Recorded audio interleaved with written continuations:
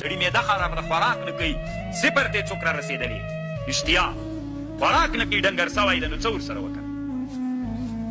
سرې کوټې ته یې بوځه، 4 ساعته بعد یې راوباسه، معده یې په فعالیت راغله، اشتیا ورته پیدا شوه. ان فی ذلک لآیات لقوم یتفکرون. دنیا مخته روانه شوه که شاته لاړله؟ ما ورته د پلار مې من دغه ویلې، نیکه مې من دغه ساخوجي ویلې، غور نیکه مې طالبانو بدل میزان ویلې، هغه 2000 کاله مخکې مې غور نیکه طالبانو دنیا چېرته روانه، ما خبرې دي پکې داسې سو هغسې سو. اشرف تعذیب کې دا څه ورته وایي، هغه موجهات دي که نه منطقیانو، داسې سوله دا تاسو بیا په دې ژوند کې به طالبانو اوس علم خو سړی داسې زده کوي چې زده یې کړي بېرته عملي کړي. علم عبارت ده له چا نه، موږ به تاسې څومره عمل پې باندې وکړو.